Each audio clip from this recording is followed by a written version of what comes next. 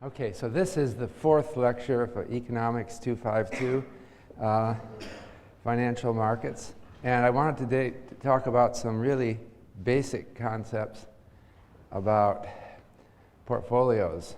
A portfolio is a collection of investments.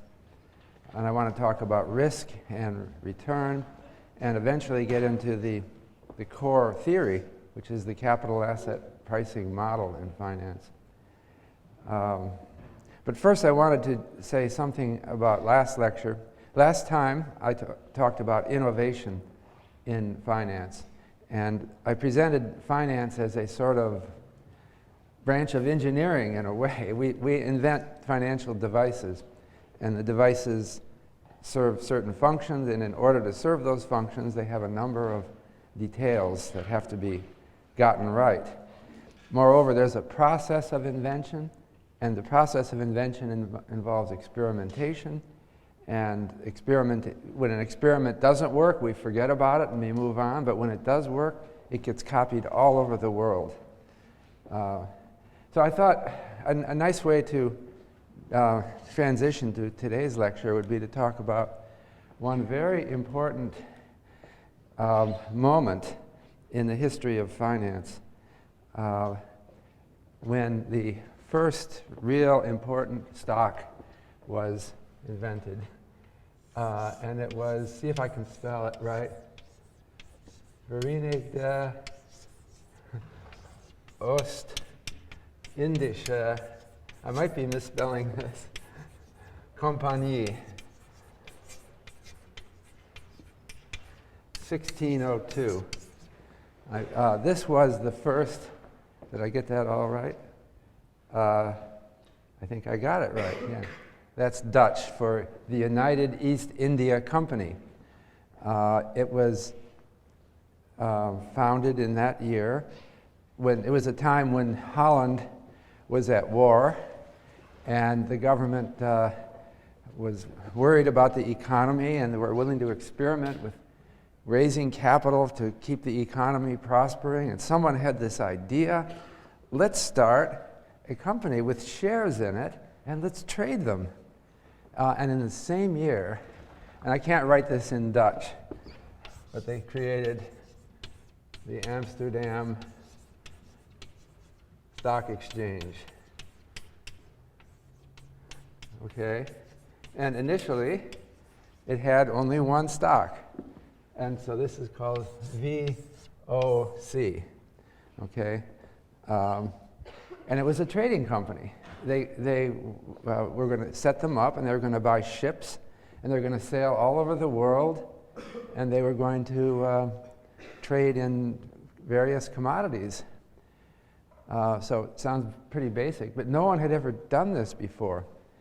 So it's interesting how much got invented in this 1 year, 1602.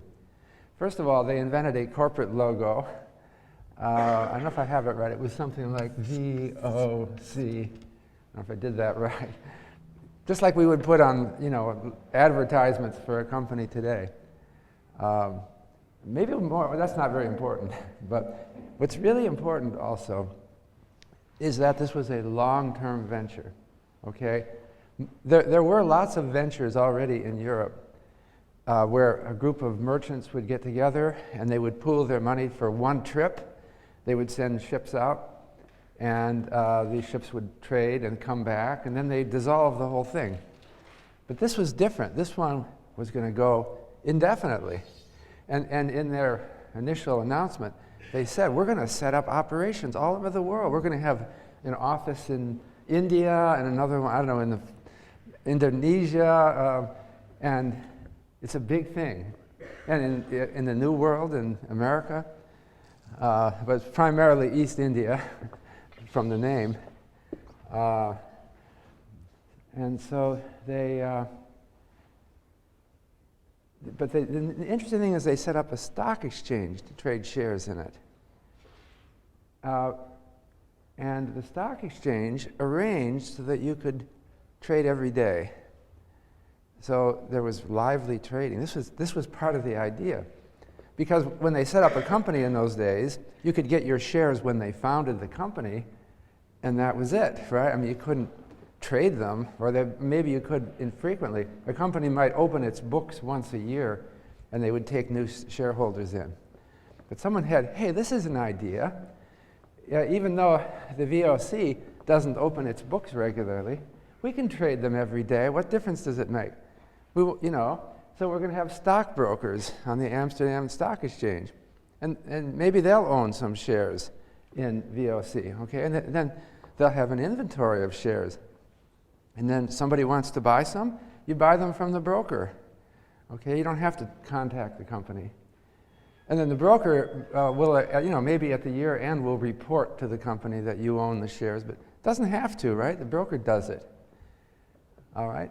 So the broker says you own these shares, and you trust the Amsterdam Stock Exchange because they have rules and code of ethics. So you think you own, well, you do own VOC shares if you buy them from a broker. The VOC doesn't know it yet, but you've got the shares because the broker is a member of the Amsterdam Stock Exchange, and it says that you have the shares. Then almost immediately after 1602, a funny thing happened. You guess what it was? The brokers started selling more shares than they had, right? What's to stop them from doing that? Or some of them did that, right? So the broker maybe owns some shares in VOC, and he gets lots of buyers, and the broker ends up selling more shares than he has. And he thinks, well, I'll get them later, And he says, what do my customers care if they own shares that I don't, because I don't report it to the company right away anyway. I'll make good on this. I'm a broker. I know what to do. I'll buy them later, and I'll get them. So you see what starts to happen? There are more shares out there being traded than there exist in the company because the broker is selling shares that he doesn't own. And so therefore, there began way back, even in this time, there began what we call short sales or short interest.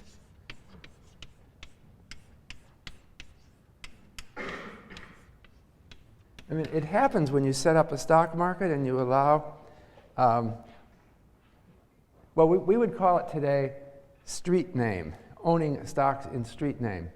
We have stock exchanges, many stock exchanges in the world today, including, by the way, the Amsterdam Stock Exchange is the oldest stock exchange in the world, and it's still trading, but it has merged. First it merged with Brussels and Paris, and now they're called Euronext Amsterdam, but they're still doing this. Nothing stopped them in over 400 years. They keep doing it.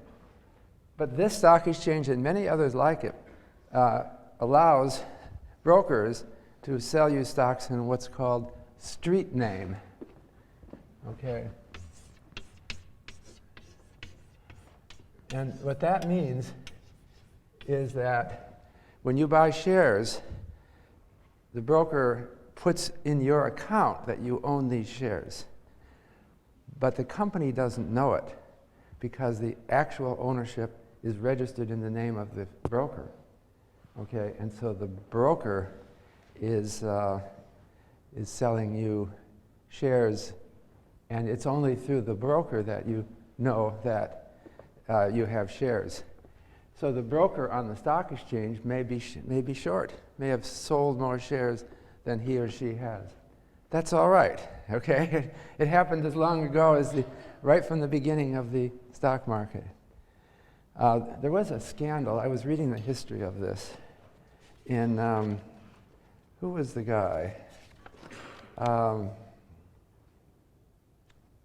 Isaac Lemaire, a Dutchman.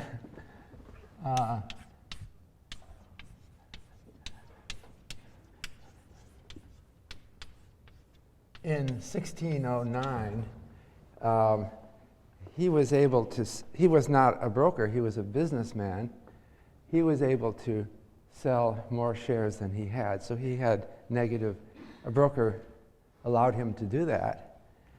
And so he had a short interest in VOC, massive short interest. And people who owned VOC shares started thinking, what's going on here? Someone is selling, he's borrowing shares from a broker and selling them. And then that tends to bring down the price. And there was a downward movement in the Amsterdam stock market, and this guy was blamed for having shorted the stock and forcing down the price.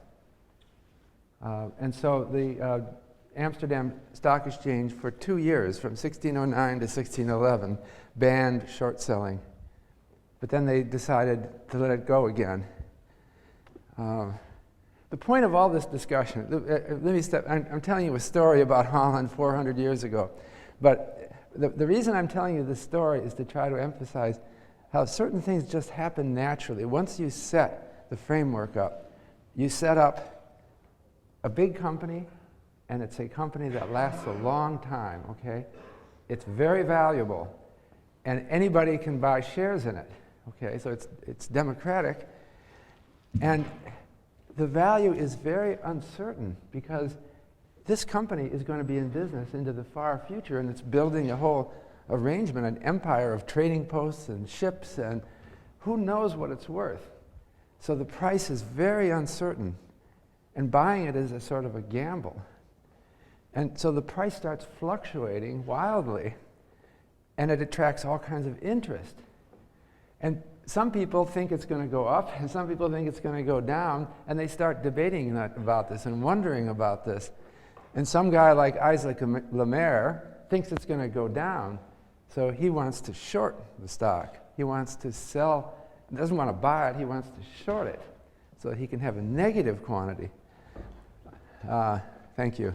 Other people are really positive and excited about it, and they want to buy all they can get. And they want to even buy more than they have. They want to borrow money to buy the stock. So you have this tension between the shorts, like Isaac Lemaire, and the gung-ho traders who want to buy it. And it creates a lot of volatility in the market. But the whole effect of this is to create interest in the stock. So it brings in money. And it ultimately made the VOC very successful because so many people wanted to give money to this trading company. So they were able to build hundreds of ships and set up big outposts all over. And it became very valuable. And it was an invention, kind of a social invention. I'm thinking it's a kind of analogous. We have recent inventions that we think about. The social media, we have, like Facebook and other recent inventions. This was an invention like that. It was an invention that got people together and communicating and excited about something. And it created a sort of a game that people were playing that turned out to be productive. That's why it was copied all over the world. So the core concepts, which we began in Holland in 1609, are everywhere now. And every country of the world has this. I should also add, by the way, that the VOC was a limited liability corporation. Amazing. When I told you that limited liability came in 1811 in New York, I think I qualified that.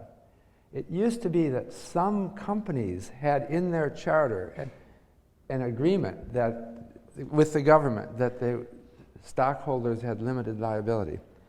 What came in 1811 in New York was a law that said all companies are limited liability, and moreover, anybody in the world can anyone in New York can start a company, and it will always be limited liability. So don't worry, you can invest in any company, and you can not worry about being sued for the debts of the company. Well, back then, Holland didn't go that far, but they did create one company that did have limited liability. And so what that meant was you could invest in this company, and it's just a game, I can't lose more than I put into it. And if these guys turn out to be crooks and some of them are hanged for their crimes, no problem with me, because I'm an innocent investor. The law doesn't require that I investigate, whether the guys who run the company are really honest. Let's protect investors. So all you can lose is the money you put in. So it created a tremendous opportunity. It was talked about because the stock price went up and up and up, and it made people rich who invested in it. And so, but it was also very volatile. It went up and down. People had never seen anything like this before because nothing was so actively traded and so and had such an interesting story that you could change your mind about from one day to the next. And so it was, anyway, I didn't want to just tell a story. This is a story, though, that illustrates our last lecture. It was a breakthrough innovation. It was a kind of gambling, but not gambling. It was gambling on real things. And so, people like to gamble, but, it's usually a waste of their time. This is not a waste of time. This was setting up trade around the world. And so it was an important, very important innovation. But now I wanted to use it as a lead-in to the main theme of this lecture, which is about portfolio management and risk. And the first concept I wanted to talk about is leverage. Well, and also, let me add, the equity premium. These are the two main concepts.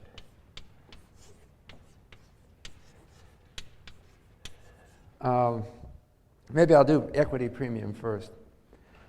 Here's the conundrum that people were presented with, and I'll stay in the VOC story, but it's much more general than that. VOC, after a few years out, people thought, this company is amazing. It's just growing so fast. It's making so much money. It might have a really high return, like unbelievably high, like 20% a year or even more, but let's say 20% a year. And that's what generated the excitement. But some people wondered, well, how can it be? Maybe it's earned 20%, but how can it consistently do that? So let me put puzzle. We've gone through 400 years of history since the VOC was established. And since then, it seems to be remaining true that companies' shares do extremely well. And that's a puzzle, because if you can make a high return on some investment, wouldn't you think that enough people would flock into the investment so that it no longer, there's too many people trying to do this, so it's no longer performing so well? But in fact, it seems like the average return on stocks has been very high. This is a theme in Jeremy Siegel's book, Stocks for the Long Run, which I have on the reading list. Siegel has data, doesn't go back to 1602, but it goes back to the 19th century. And he says that the geometric average return, annual return, on the United States stock market from 1871 to 2006 was 6.8% a year, corrected for inflation. That's 6.8% a year after inflation. So if you add a 3 or 4% inflation rate, that's 10% a year. Let's compare that with short-term governments, which are the safest thing in the United States. The average real return on them was only 2.8% a year. Okay? So the difference is 4% a year. So for well over 100 years in the United States, stocks performed extremely well. Moreover, he points out there was no 30-year period since 1831 to 1861 when stocks underperformed either short-term or long-term bonds. So the stocks have been good investments.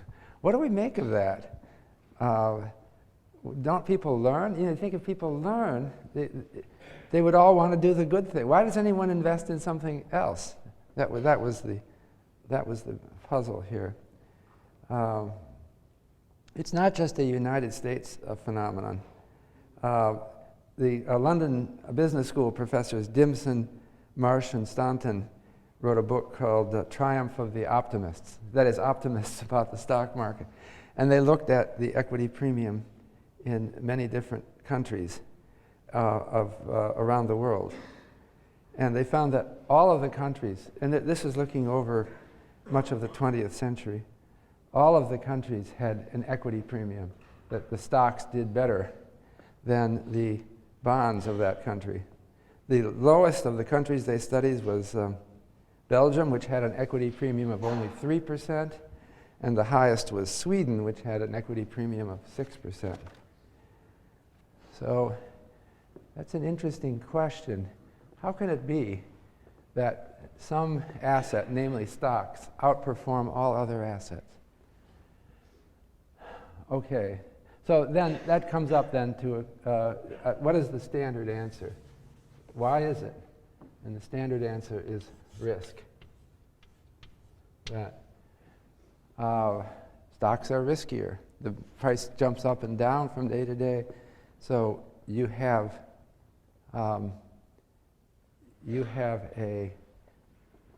the extra return is a risk premium.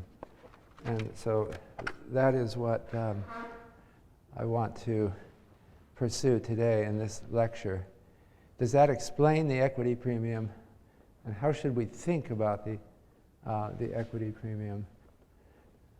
So what I'm going to do is feature the theory that was originally invented by Harry Markowitz when he was a graduate student at the University of Chicago. And or maybe it was shortly after he was a student, in 1952, he published a classic article in the Journal of Finance that really changed the way we think about risk in finance, changed it forever. It gets back at this core idea. You know, people looking at, going back to the days of the VOC, people had the idea, you know, I think stocks are the best investment.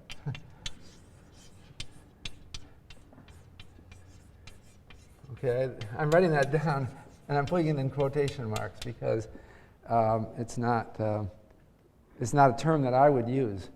What is the best investment? Well, they say, look, the VOC is just returning tremendous amounts. Any smart person would just put as much as he can into that investment. Something seems wrong about that. I mean, it can't be true that... So what Markowitz... When I went back and read his Journal of Finance article in '52, it's kind of remarkable to me that what he was talking about wasn't known yet in 1952. He was getting at this core idea of what's the best investment. And how do you judge what's the best investment? And judging from his article, to me, it sounded so basic and simple. Of course, I've studied finance, but it seemed odd to me that everyone didn't know that in 1952. So let me, the question is, I'll kind of paraphrase what Markowitz said. Let's imagine that you got a job as a portfolio manager, okay? And you're kind of mathematically inclined, and you know numbers and statistics, and you know how to compute standard deviations and variances, things like that. So what is the first thing you do? You're a numbers person, okay? You're a math person. But now imagine you've been entrusted with managing a portfolio for some investor. And the investor gives you a horizon. You know, let's say you're managing it for 1 year, okay? And you're thinking, all right, what should I do? Well, I want to collect data on every possible investment I could make. Not just stocks and bonds, but real estate, commodities, whatever, okay? And I can, for each of these, I can compute what the average return was on those investments, okay? And I can compute the variance, and I can compute the covariance and the correlation, right?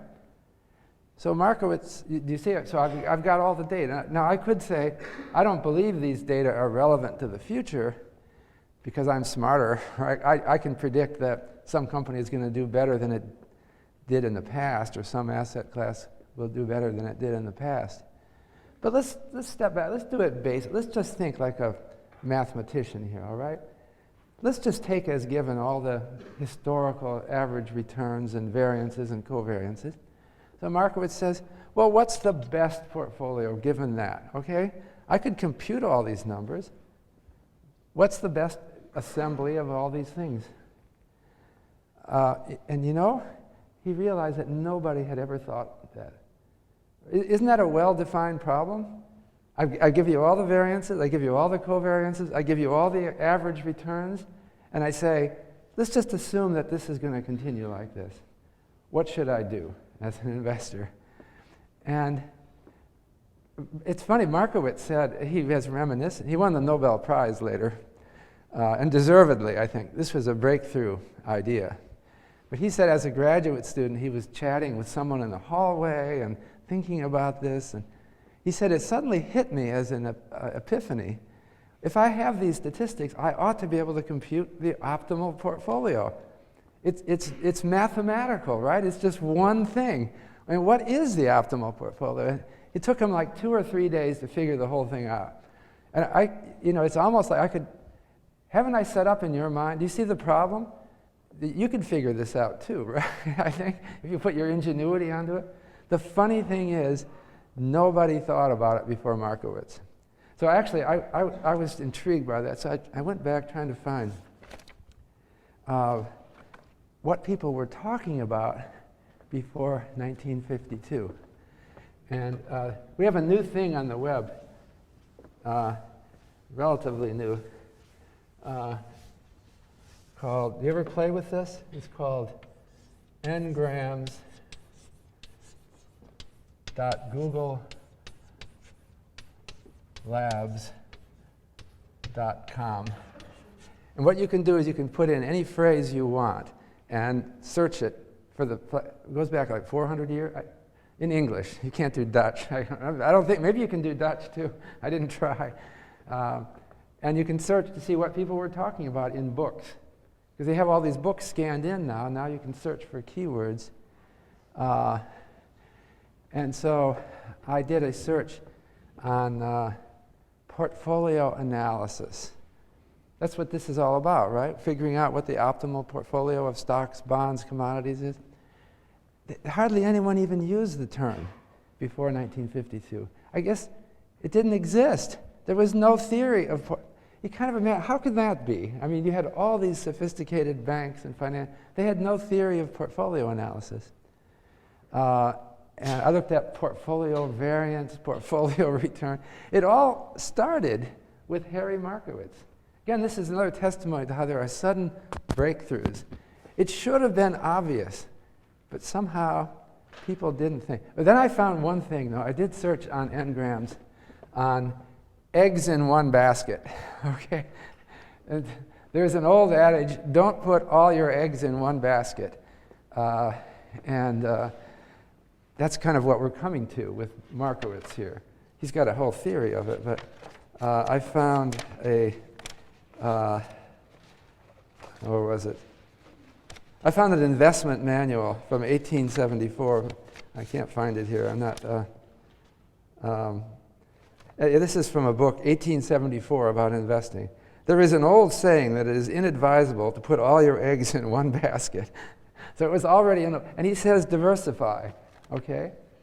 And then he's done. He doesn't tell you, how do you diversify? How do I know what I should do? No, it just stops there. There was no theory of risk until 1952. So let's think about that. You see the concept I have? You know all the variances. This isn't a judgment thing. You know all the covariances. What should I do? Well, the first thing I want to talk about is the very simple case of pure leverage. Let's go back to 1602, okay? And there's only one stock. That's VOC, okay? And there has to be something else, otherwise there's nothing. No. The other thing I'm going to say is there's an interest rate, riskless interest rate. So I can invest in, let's say, Dutch government bonds, which are completely safe. Of course, you might say they're not completely safe, but they're much safer than VOC. VOC was wild. The price was going all over the place. So let's, as an approximation, say there's an interest rate. You can borrow and lend at the interest rate. And we'll call the riskless rate R sub F. Okay? So let's say that's 5% a year. Okay? We're investing for 1 year. So I can invest at the interest rate. And this is a boring investment. It's just getting interest. It's 5%. But I can also borrow at the interest rate. There's a market rate, and I can borrow at 5%. You know, in practice, I would probably have to pay a little bit more as a borrower than I could get as an investor. But let's assume that away. It's just an interest rate. And anybody who wants to can borrow and lend at the interest rate. I'll make it 5% just for a round number. Okay? And let's say VOC, the Dutch East India Company, has had a historic average return of 20%. This is spectacular investment, all right? But let's say so that's its mean. It's mu, the mean of the investment. But let's say it's really risky, so the standard deviation is 40%. All right? So what can I do? Suppose I have only, let's do the simple problem first, okay? I have only one asset, VOC, and I have riskless debt. So one thing I can do is I'm going to draw a chart here showing, and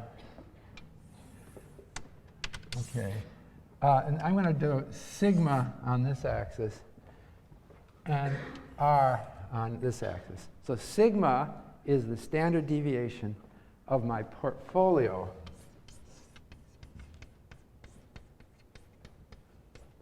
Okay? And R is the expected return on the portfolio. Okay? Now, all I'm going to do is choose mixtures of the stock and the riskless rate. So a couple of points I can read. I'm going to plot what the available options are. I can see right here that I can invest at 5%, right, the riskless rate, and then I'll have no risk. So do you see this? This is R sub F. This is 0, okay? And these are positive numbers.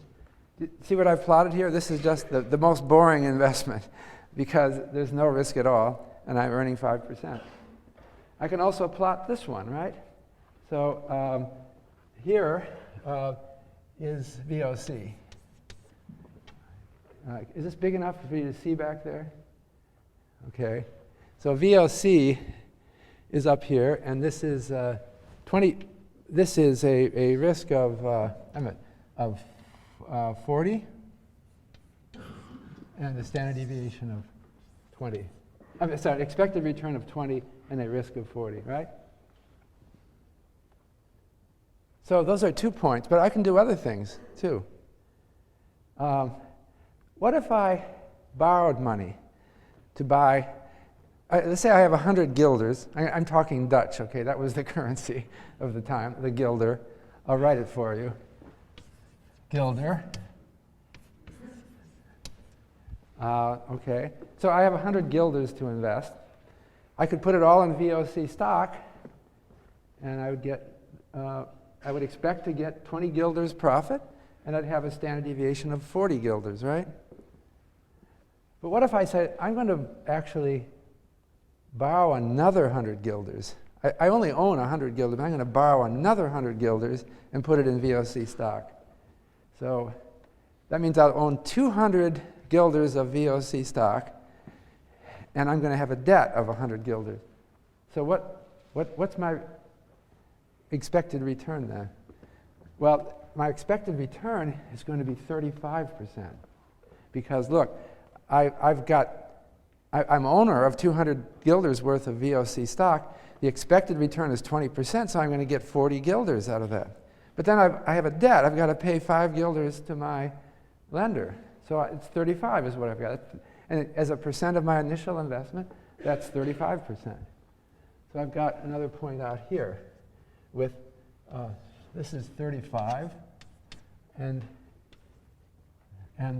down here is 80. See, my standard deviation is 80 guilders now, right? Because I have $200, and the standard deviation was 40%. All right? So this is, so here I am 2 for 1 leveraged. I have $100, but I've put $200 in the stock. Okay, it's easy to do. You know, you could do this in 1602. So you know, you can see how I'm doing. Obviously, I can. This is a straight line here. I could do anything along this straight line. Like here would be putting half of my money in the riskless asset and half into VOC. This would be putting 150 guilders in VOC and borrowing 50 guilders. You see, I can go out as far as I want. Then there's another branch to this. What if I short 200 guilders of VOC stock? Okay, so I go to the broker and I say, I want to sell VOC stock. I don't own any. And the broker would say, all right, fine. I'll lend you some shares, and then you can sell them, but you owe me the shares. All right? So then I have minus 200 guilders worth of VOC stock. So what is my expected return then? Oh, meanwhile, by the way, the broker says, after you sell the shares, I will get 200 guilders from the person who bought them from you, and I'll hold that, and I'll pay you interest on that. Okay? So what do I get? I expect to lose 40 guilders because I got $200 guilders of the stock. But meanwhile, I've got my original 100 guilders, and now I've got another 200, and they're all there earning interest at 5%. So I will get 15 guilders. So the expected return is 15 minus 40, or minus 25. So that's this point down here. But you can see that you can also do anywhere you like on that line. So what we have here is a broken straight line. I can get anything I want, right? This is kind of obvious right now. Anywhere I want on that line, on that broken straight line. I can do that. So here's where you got saying, what is the optimal portfolio anyway? I can get any return I want. You know, my client who's asking me to invest says, I want 100% return expected. You say, got it. I'm no genius, right? I'm just doing the most obvious thing. Anyone who wants 100% return can get it. I'm just going to leverage. So this is what. So then I create an investment. If I have an investment company that merely buys VOC stock and leverages it, my investment company can have any expected return that you want. So this is what Markowitz was wondering about. Well, what does it mean to have the optimal investment anyway? And the core thing that he talked about in 1952 is there is no best investment. There's only a trade-off between risk and return. If we have to think about the best trade-off, and in this case, I've shown the trade-off here. It's this is what you can get. And any one of those points is available. And so anyone who wants to invest with you has to choose between risk and return. There's no optimal portfolio in the fundamental sense. It's a matter of an optimal trade-off. And you know, nobody knew that before 1952. So let me just show you formally this, what I just did on the blackboard. You can say, we're going to put, now I've switched to dollars from guilders. Now we're in the USA. And so put dollars in a risky asset, X dollars in a risky asset, 1 minus X dollars in the riskless asset. The expected value of the return on the portfolio is R. That's equal to X R1 plus 1 minus X times RF. All right? It's linear. That's because that's how expected values work. The variance is X squared times the variance of the return. And so if I want to write the portfolio standard deviation as a function of the expected return, I solve for X. Taking this equation for X, solve for X in terms of R. So X equals R minus RF all over R1 minus RF. And then I substitute that in to this equation. Well, I want to take take the square root of it, because this is sigma squared. And so I've got sigma equals R minus RF times R1 minus RF. Well, actually, I have these absolute value marks. I always take if that's negative, I switch sign and make it positive. So that gives the formula for this broken straight line right here. So that's pretty simple. That's the expected value that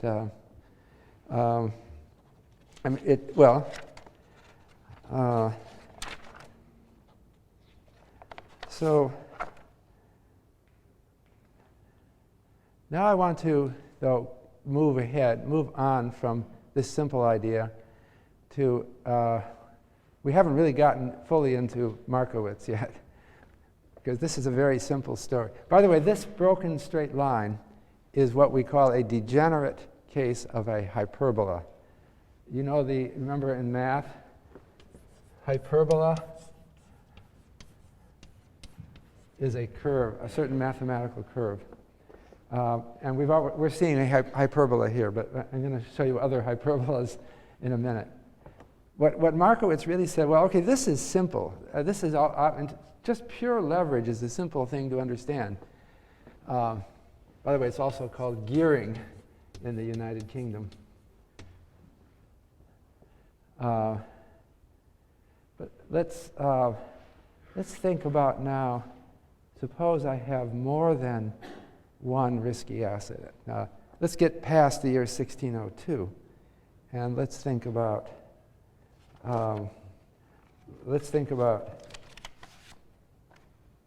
assets in a more modern context.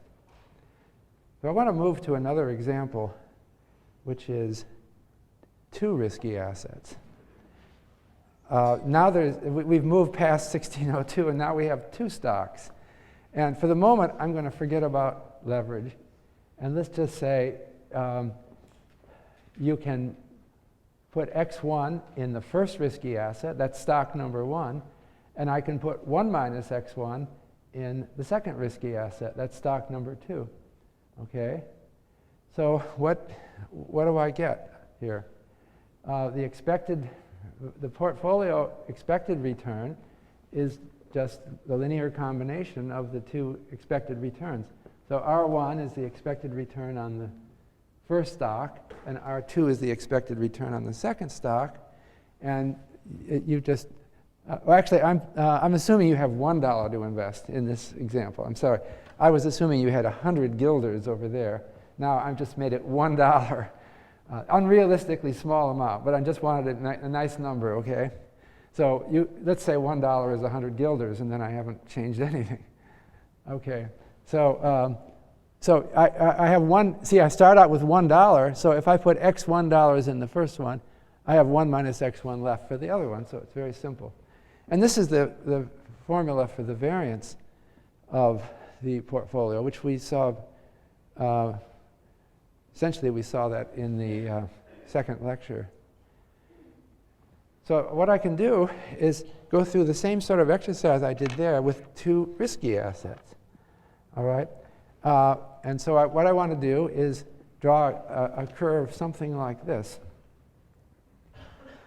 But I'll solve for x1 in terms of r, just like I did for the riskless asset, and I'll plug it into the equation for the variance.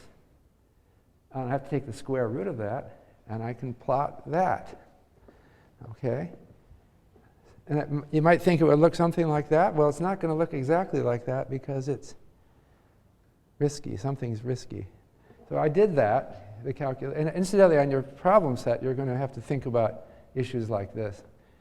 But what I did is I took data on the average return for the US stock market as measured by the S&P 500 and the variance. And then the alternative investment I took was 10-year treasuries for the United States government. Long term, because they're 10 years, but we're only investing for 1 year. So they're risky because the market price goes up and down. They're not riskless. I call those bonds. There's other kinds of bonds. And I computed the relationship between the standard deviation of the portfolio and the standard deviation and the expected return, just as I showed you. Again, using data from 1983 to 2006. And it kind of looks like this curve, doesn't it? Except this is a degenerate parabola, but it looks like this, right? I'm sorry, parabola. I said it wrong. Hyperbola. You know how hyperbola, you remember this from math? Hyperbolas, well, they look like that, and they approach asymptotes, which are straight lines. So here is the hyperbola for stocks and bonds. So just as I had a point here which represented 100% VOC, I can have over here a point which represents 100% US stocks, okay? And I can take another point which is 100% bonds, that's here. This point is 25% stocks, 75% bonds. This point is 50% stocks, 50% bonds. Okay, and I can, you see that this is the choice set that I as an investor have between stocks and bonds. So is that clear? Is that any? So again, there's no, you see that all these are different portfolios. If you're just going to do stocks and bonds and nothing else, what you choose to do depends on your taste, on your risk tolerance. I could go 100% stocks, but I'm going to have a lot of risk. I'm going to have a nice expected return. It looks like it's about 13, 14%, but I'm going to have a high variance. It looks like it's about 18%. This is the S&P 500 stock market, and so it has a lot of variance. I could be safe, and I could go all in bonds. I could be here. Then I'd have, you know, a lower, much lower return, but I have a lower variance. So what should I do? Well, what do you learn from that? First of all, you learn there isn't any single optimal portfolio.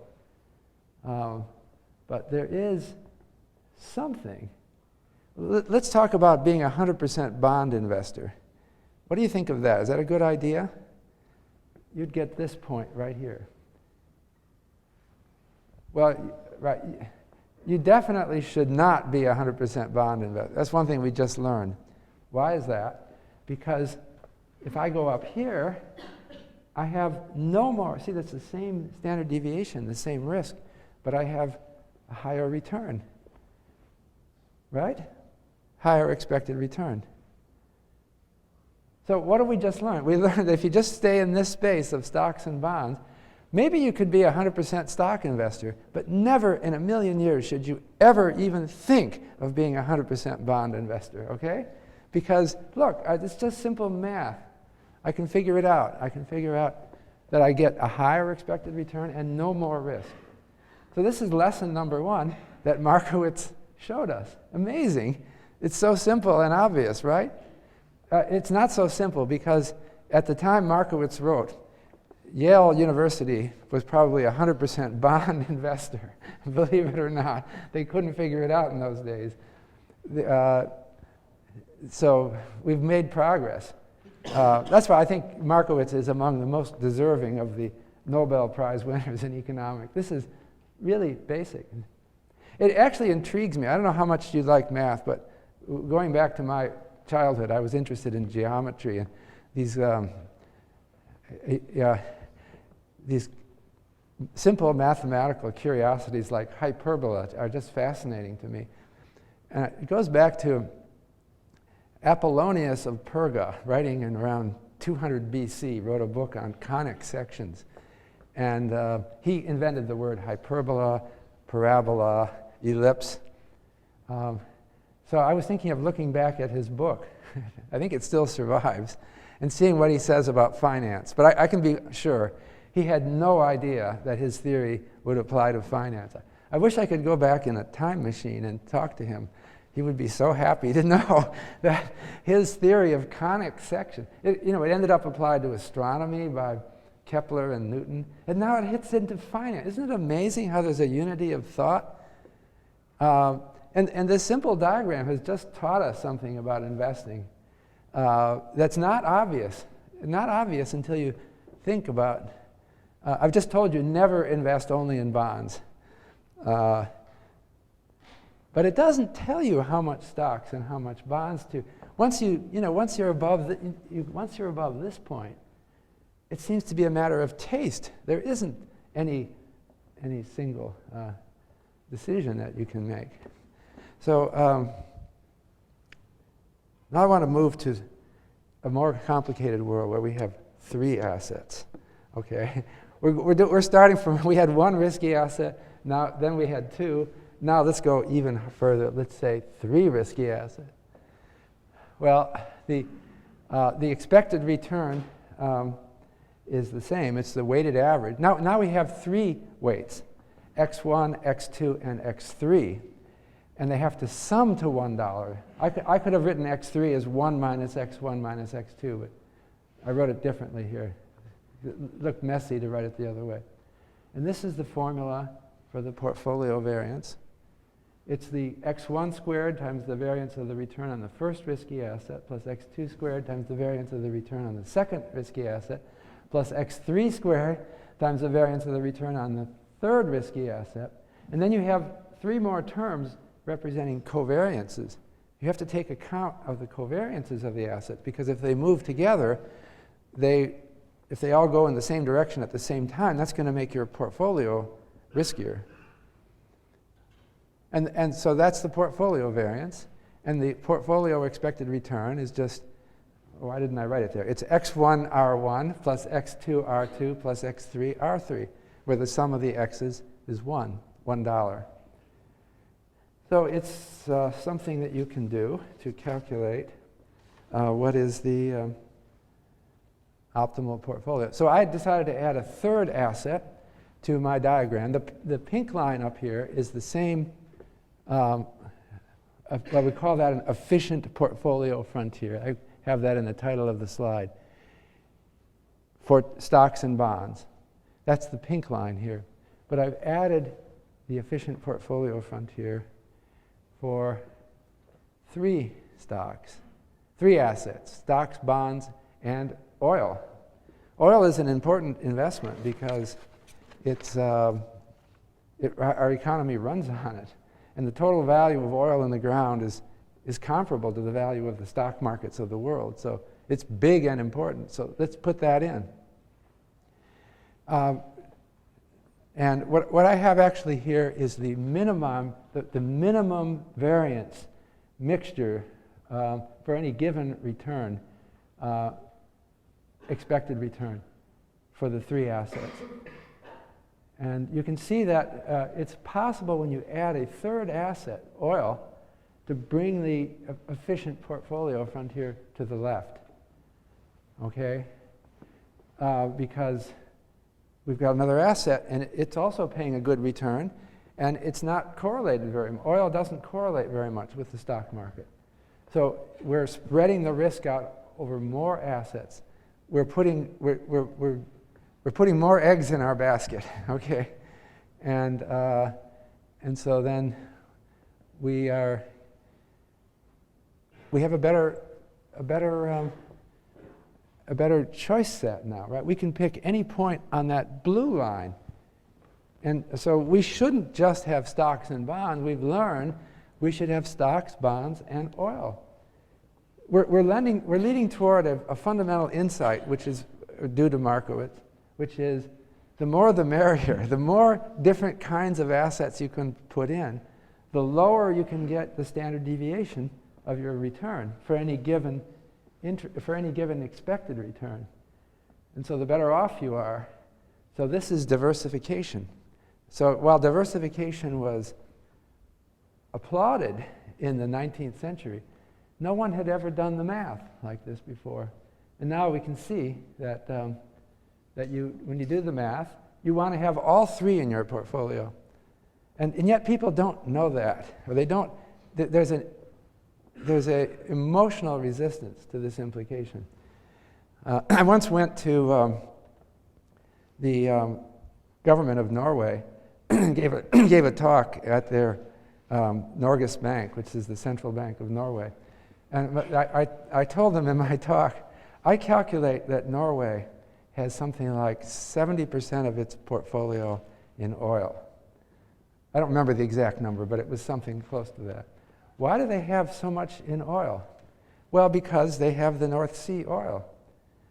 And so I asked them at the bank, don't you realize, where are you on this portfolio? You're not on the frontier. What Norway should be doing is something like 15%. They could pick this point, right? That would be reasonable. 15% oil, 53% stocks, 32% bonds, which would give them that point.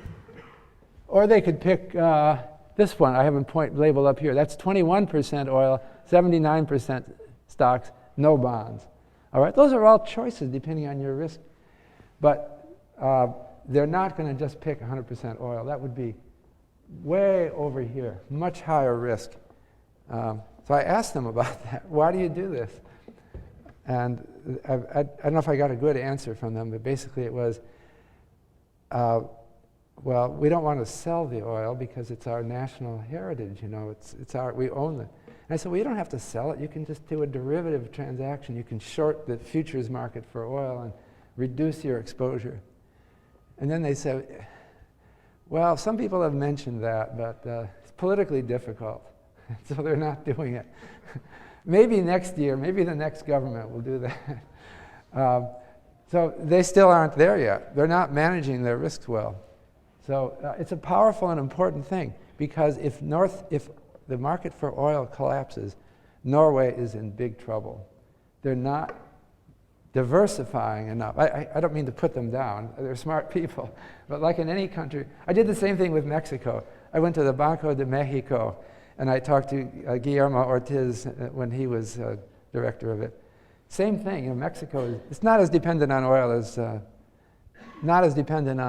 as Norway is. But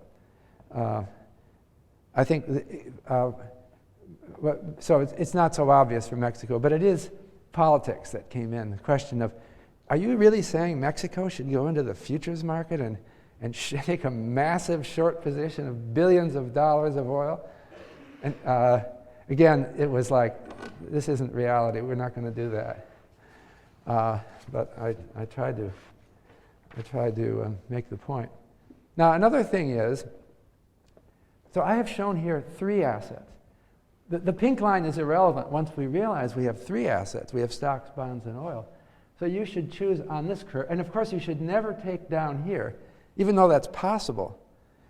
In other words, you could say, what portfolio would give me 9% return with the least risk? Well, it turns out it's 100% bonds. But I just told you, never do 100% bonds, because you can go up to this point.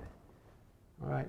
So you never do down here. So the efficient portfolio frontier is really the part of the hyperbola that's above the minimum variance. And you don't want to do minimum variance either, right? This is the lowest possible risk portfolio. You can't get down to zero risk if all of your assets are risky. So you're stuck here. But that's not necessarily the best thing, because people allow some risk. This is having the minimum risk, but I can get my return up much higher without taking much risk, so I'd probably do that. Okay. Now, I can do this with more than 3 assets. I can do it with 1,000 assets. Now that we have computers, back in 1952, I erased it, but I had 1952 here. Markowitz had to do it all by hand. But now that we have computers, it's so easy. You know, there are all kinds of programs that, in fact, on your problem set, we have Wolfram Alpha, which will do all these calculations for you for its own data. So these are easy to do now. But what I want to do now is add the riskless asset. So what we've done with the blue line takes 3 risky assets. It looks only at assets with a standard deviation greater than 0. Now I want to do the optimal portfolio when there are 4 assets. I've got stocks, bonds, oil, all risky. And now I have the thing that isn't risky. It would be your 1-year governments. Right? It's not risky because the maturity matches my investment horizon. I know exactly what I'm going to get. It's 5%, let's say. So what can I do investing in these 4 assets? Well, here it goes back to what I did over here with this simple diagram. I can pick any portfolio on the efficient portfolio frontier and consider that as if that were VOC, right? And then I can compute just how leverage allows me to combine that with the riskless asset and that portfolio. So I can pick a point, like I can pick this point here, and then I could achieve by combining that portfolio, which is 15% oil, 53% stocks, and 32% bonds, I could combine that with any amount of risky debt. And I would get a straight line going between, actually this diagram doesn't show 0 on it. I should have maybe done it differently, but between 5%. So actually that point right here, I can do it on this diagram, that point here is like 12% expected return and 8% variance. So it would be well, it would be here, except this would be 12% and this would be 8%. I could pick any point, and this would be 5%. Any point along the straight line connecting those points is possible. So what do I want to do if I have I want to get the highest expected return for any standard deviation. I want to take a line that goes through 5% on the y-axis and is as high as possible. So I'm taking a point right over here at 5% and trying to get as high as I can. It turns out then that I want to pick the point which has a tangency with the efficient portfolio frontier. And so that means the highest straight line that touches the efficient portfolio frontier. And so now I can achieve any point on that line. And that's, again, Markowitz insight. So if I were to pick that point, I would be picking, what does it look like? I don't have it indicated. It was probably something like 11% oil, 30% stocks, 50%, something like that. It doesn't add up. And that would be holding no debt, right?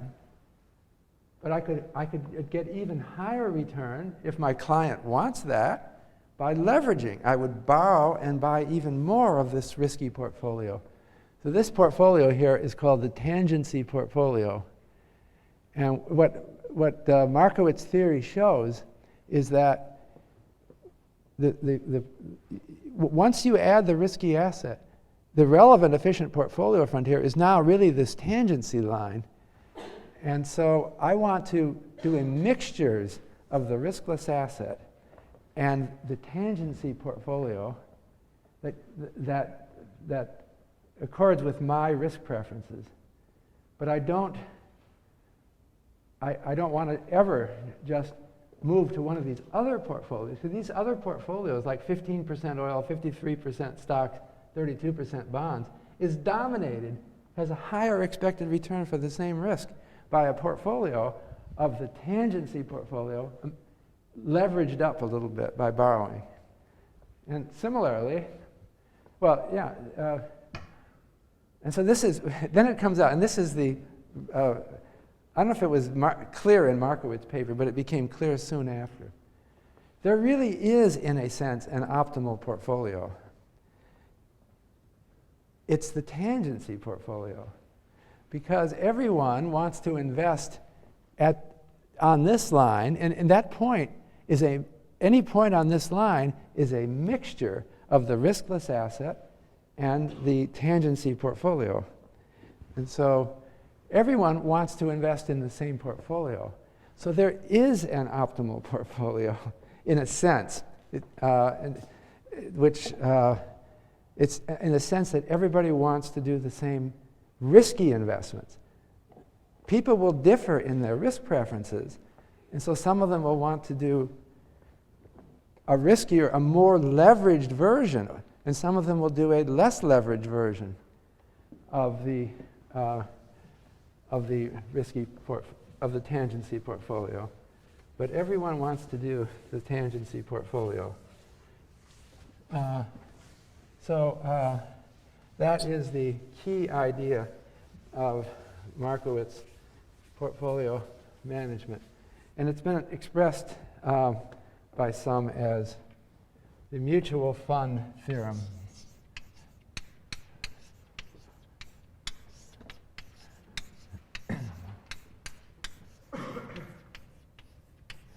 First of all, I have to just define for you what is a mutual fund. You might not know that. A mutual fund is a certain kind of investment company aimed at a retail audience.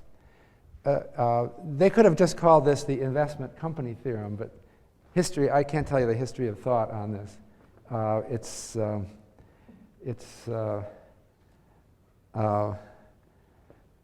A mutual fund is a certain kind of investment company that is mutual. That means that the owners of the shares in the fund there's no other owners, it's just one class of investors.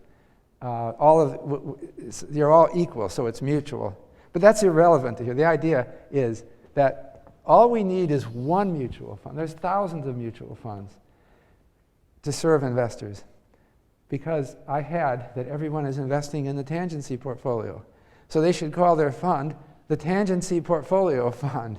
And our fund is the optimal mix of stock, bonds, oil, and whatever else. And then you don't necessarily want to own only that mutual fund, but you want to own mixtures of that mutual fund and the riskless asset. So everyone holds, you only need one investment company. See, this is the other, I told you this story. I said, imagine that you were mathematically inclined and you have all the statistics and you're going to figure it out. What's the best thing to do? We've just figured it out. I haven't gone through all the math details. There is a best thing to do. You should offer as your investment product the tangency portfolio. And that's it. Once you've figured it out, there's nothing more to do. There's no need to hire any more finance people. You've figured it out, according to Markowitz theory. And all the investors in the world will just invest in this one. And that's case closed. We don't need thousands of mutual funds under the assumptions of Markowitz, which is that we're agreed on the variances and covariances and expected returns. There's a single optimal risky portfolio. And then the instructions to investors are very simple. All you need is two assets in your portfolio: the mutual fund that owns the tangency portfolio and whatever amount of debt you want. So if you're footloose and fancy-free, you can even leverage it. You can borrow in 2-to-1, 3-to-1, it's up to your tastes. But you don't need to look at anything other than the mutual fund. So that's an important insight. And what it means then is that leads to something else. So Markowitz didn't get this idea. It came out later. So someone was thinking, well, if everyone should be investing in the same portfolio, it doesn't add up unless that portfolio is equal to the total assets out there in the world, right? If there's twice as much oil as there is stock, then there has to be twice as much oil as stock in the tangency portfolio. Otherwise, it doesn't add up, right? Because everyone has to own everything. Supply and demand have to equal. So it means the mutual fund theory implies that the market portfolio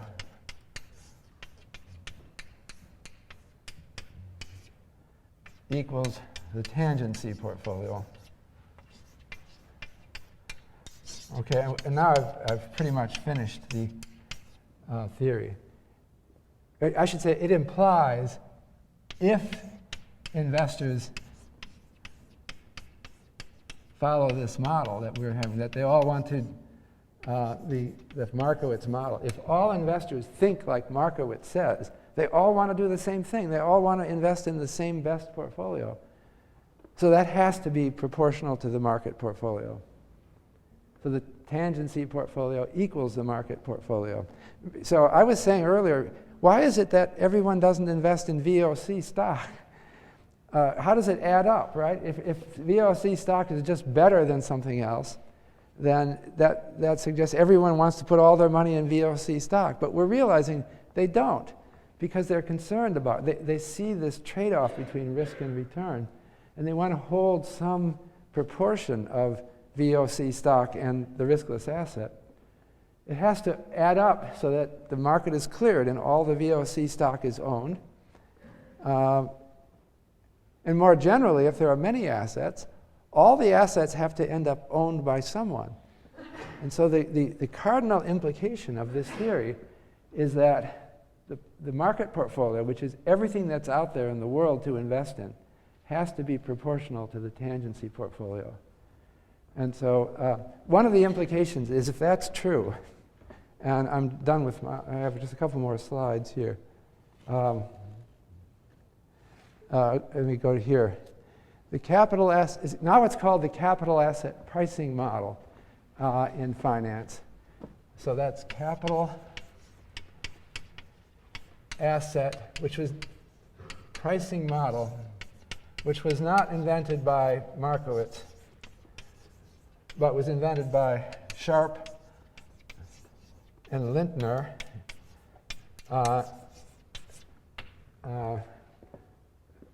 somewhat shortly after Markowitz. The capital asset pricing model, and I'm not going to derive this equation, but it says the expected return on any asset, the ith asset, equals the risk-free rate plus the beta of that asset times the difference between the expected return on the market and the expected return on the riskless asset. I was just going to try to explain this intuitively, and then I'll be done. I have one more slide about the Sharpe ratio. But the intuitive idea, let me just say, everything should have a very simple explanation. The intuitive idea is this. Starting from Markowitz, we got an understanding of what risk is, and people didn't clearly appreciate that.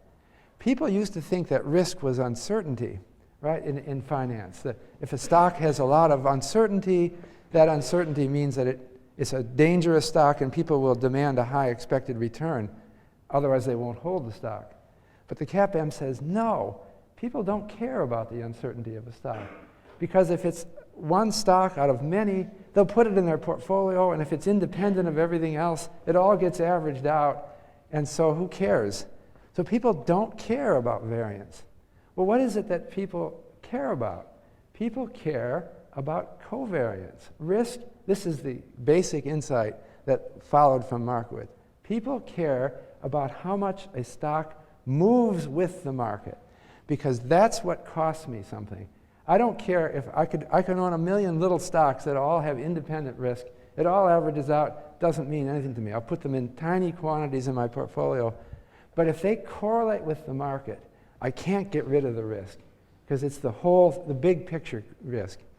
That's what insurance companies, that's what everyone cares about. It's this market risk, the big risk. You only care about how much a stock correlates with the big picture in its risk. So that's measured by beta. The beta is the regression, the slope coefficient when you regress the return on the ith asset on the return of the market. So high beta stocks are stocks that go with the market. So we found out that Apple has a beta of 1.5 or roughly that. That means they respond in an exaggerated way. It's not 1, it's greater than 1. They more than move with the market. And so investors will demand a higher return on Apple stock because its beta is greater than for other stocks. That's the core idea that underlies it. Do you see that intuitively? So you have to change your idea of what risk is. Risk is covariance. It's co-movements and not. I have just one more slide here. It's named after William Sharpe, who is the inventor of with Lintner of the capital asset pricing model. The Sharpe ratio is for any portfolio, the average return on the portfolio minus the risk-free rate divided by the standard deviation of the portfolio. And if you take the CAPM model, the Sharpe ratio is constant along the tangency line. This is a way of correcting the average return from some investment for leverage. The idea is some companies used to advertise, we've had a 15% average return, and then investors would say, but wait a minute, you didn't tell me what your leverage is. That's the first thing you should learn from this course. Someone advertises that they had 15% return, you say, I want to know what your leverage was. I want to know, really, how to, you were just leveraging it up and taking big risks, and on average you'll do well, but it's risky. So this is the correction you make. So how do you correct for leverage? You might say, well, I want to look at what fraction of the investment portfolio is in the risky asset and what fraction is in the riskless asset. But it's not so easy to do that because the company can cover up its tracks. It can invest in a company that's leveraged, right? And so you'd have to go one step further and undo the leverage for that company. It's hard to do that. But the easy thing to do is just calculate the Sharpe ratio for the investment company. So if some guy is investing and claiming to have done 15% of return per year on his portfolio, I'm going to look at the standard deviation of the portfolio. That's evidence of how leveraged this guy was. And I'll compute the Sharpe ratio. And unless it's bigger than the Sharpe ratio for the typical stock, I'm not impressed. Anyway, so I think I've come to an end of this lecture. So what you should have gotten from this lecture is a concept of risk-return trade-off, a concept of optimal portfolio as being something subtle and related to Apollonius of Perga in difficult ways. But there's also very simple things about how to evaluate portfolio and portfolio managers that comes out of this.